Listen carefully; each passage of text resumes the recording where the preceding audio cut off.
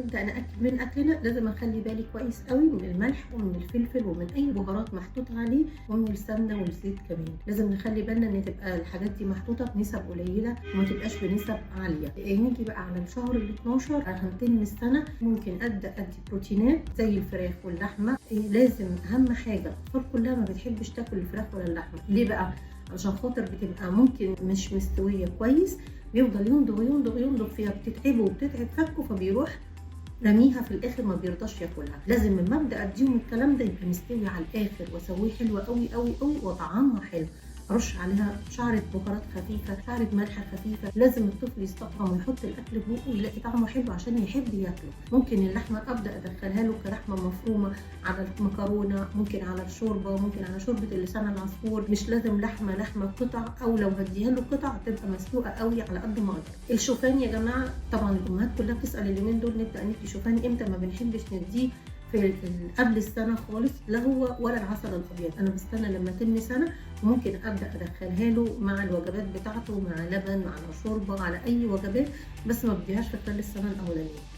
تمينا السنه الاولانيه وهنبدا ان احنا ناكل، فبالتالي كده الاكل بقى عندي عامل اساسي وهو الاساس ليه، والرضاعه بتبقى جانبيه. احنا في السنه الاولى بنقول الرضاعه هي الاساس والاكل بيبقى حاجه جانبيه. تمينا السنه يبقى الاكل هو الاساسي والرضاعه هي اللي جانبيه. طبعا المفروض ان انا ببدا اكل كل الاصناف، خلاص ما بقاش عندي مشكله. طبعا ما نديش حلويات كتير، سكريات كتير بلاش. دايما خليه ياكل الحاجه بطبيعتها وبسكرها كده، بالذات لو فاكهه. الشيبسيهات والشوكولاتات وكل الحلويات والعصاير المعلبه والحاجات اللي فيها مواد حافظه كتير بلاش نديها لهم. عايزه تدخلي الشوفان ممكن تقدري تدخليه، ممكن تحلي له الحاجه بعسل ابيض بس كميات قليله جدا. طبعا احنا ما بنديش لا لبن حليب ولا لبن معلب من اللي جايز في السوبر ماركت الا لما بنتم السنه ونص. انا بفضل ارضع لحد سنه ونص، او لو انا بدي لبن صناعي هفضل اديه لحد السنه ونص. ما بديش لبن حليب قبل كده يا جماعه ارجوكم، عشان كل الامهات بتدخل وبتبقى عايزه انها تدي لبن. الطفل بياخد اللبن بتاعه لحد السنه ونص ايا كان لبن الام او لبن الصناعي.